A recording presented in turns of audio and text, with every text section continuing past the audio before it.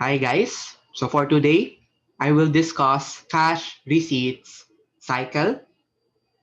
This is the process when the company receives cash from receivables or from sales. So this is the process or this is the system that a company must follow ideally. So how can we summarize the cash receipts cycle? Number one is the receipt of cash. And then number two is when we deposit those cash to the bank. And then number three is recording the transaction.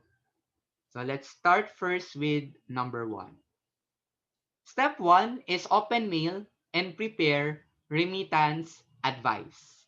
Okay, ganito yung assumption natin.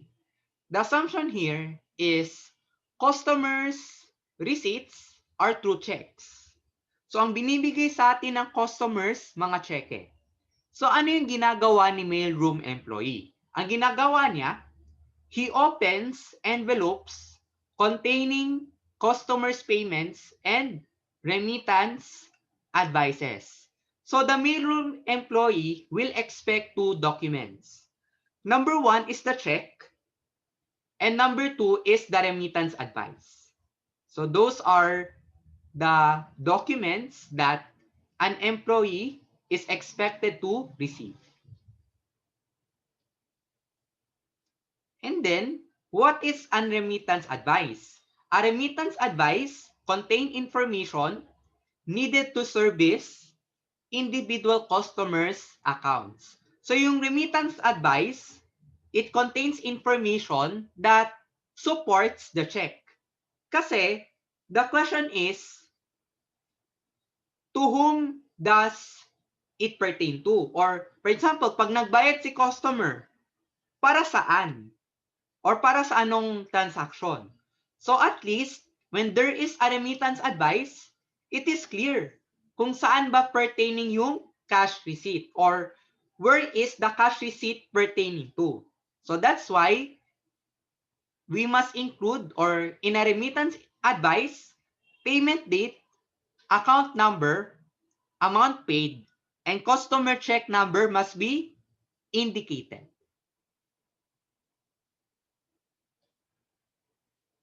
And then, the mailroom personnel route the checks and remittance advices to an administrative personnel who endorses the check for deposit only and reconciles the amount on each remittance advice with the corresponding clerk. Okay, ano yung ginagawa? Ano yung ginagawa ni administrative clerk? Number one, dino-double check niya muna yung remittance advice at yung check. So, dino-double check muna ni administrative personnel kung nagmamatch ba ang remittance advice at ang cheque. And then, after that, ang ginagawa ni administrative personnel, he endorses the check for deposit only. Okay, ano yung ibig sabihin nito? Endorse the checks for deposit only. Ang ibig sabihin nito, the checks are only for deposit. So pag ipapakita mo yung cheque sa bangko, ang effect niya, deposit sa bank account. Pag na-endorse na ni administrative personnel yung mga cheque, hindi mo na siya pwedeng i-encash. You cannot encash it already. Ibig sabihin nito, pag ibibigay mo siya sa bangko, ang effect nito, addition sa bank account. Hindi mo na siya pwedeng i-encash. So that's why, ang nakalagay, for deposit only.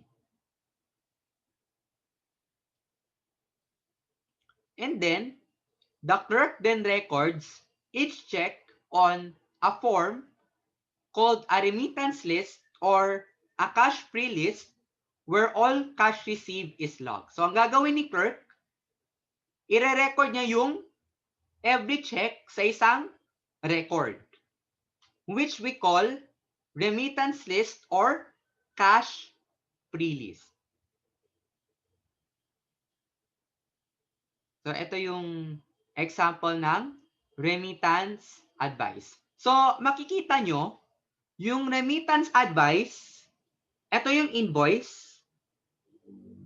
Ito yung invoice. Yung nasa taas, remittance advice. So, yung remittance advice, ikakat siya. Tapos, yung remittance advice, ibibigay natin siya sa company. Or, the customer will send it to the company if the customer wishes to pay. So, parang ganito yung remittance advice. And then, the next is record and deposit checks. The cash receipts employee verifies the accuracy and completeness of the checks against the pre-list. Any checks possibly lost or misdirected between the mailroom and this function are thus identified. So the next step is the cash receipts employee will now deposit it to the bank. So ang next step, the receipts will now be deposited to the bank. This is an important internal control rule. Cash receipts must be deposited to the bank as soon as possible. So, kaya, at the time that we receive the check, as soon as possible, dapat i-deposit na siya agad sa bank. So, ang gagawin muna ni cash receipts employee, i-double check niya muna yung mga checks at yung pre-list. Whether or not nagmamatch yung mga checks sa pre-list.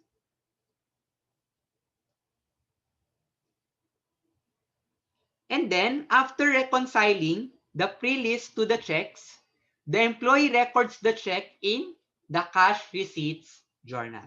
So, the first step is it will now be recorded in the cash receipts journal. And then, next, the clerk prepares a bank deposit slip showing the amount of the day's receipts and forwards this along with the checks to the bank. So, di ba, sa bangko, if we want to deposit, ano yung i-fill out natin? Di ba, i-fill out natin yung deposit slip. So, that's why the clerk must prepare a bank deposit slip. So, okay. Upon deposit of the funds, the bank teller validates the deposit slip and returns it to the company for reconciliation. So, tapos na yung deposit. Na-double check na ni bank teller na correct yung deposit slip, correct din yung mga cheque.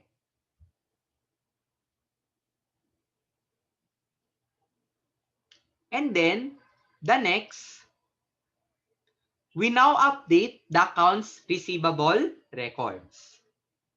So, the remittance advices are used to post to the customer's accounts in the accounts receivable subsidiary ledger. So, the accounts receivable control, upon receiving the remittance advice, ang gagawin nila sa accounts receivable subsidiary ledger, di ba ang effect ng cash receipts? Reduction siya sa accounts receivable.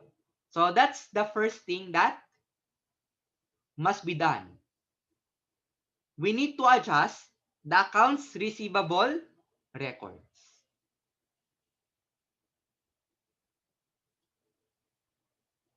And then, the next step is to update the general ledger. Upon the receipt of the journal voucher and the account summary, the general ledger function reconciles the figures post to cash and AR control account. So, yun yung effect. Sa general ledger, ipopost na natin siya sa or i-journalize na natin siya sa cash at accounts receivable.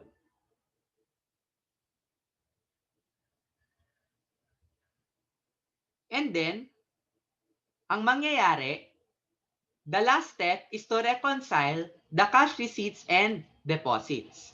So, okay, why is it necessary for the company to make a periodic bank reconciliation? Because of two reasons. Number one is because of timing differences between the book and the bank. And number two is because of the possible errors done by the book or done by the bank.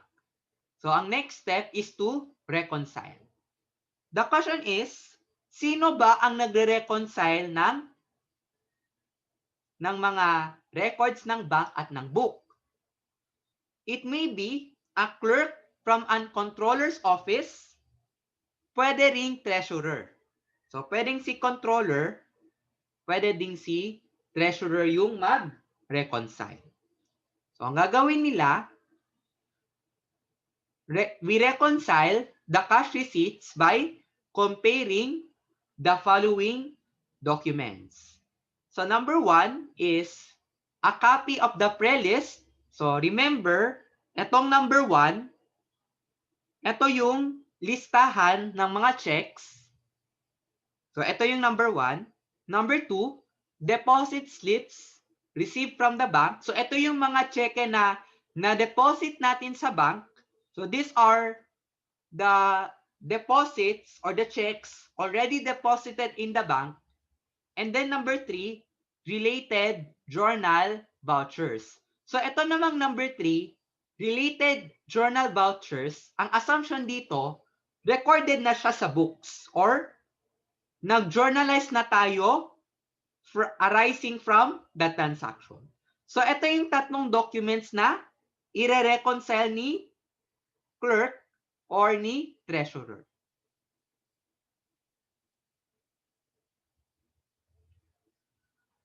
So, that's it for cash receipts. So, ano yung conclusion natin? So, number one, there is a process in how do we process the receipt of checks. And then number two, how do we deposit the checks to the bank? And then number three, how do we record the cash receipts in the journals and the ledger? And then number four, how do we reconcile? So that is the summary of cash receipts cycle.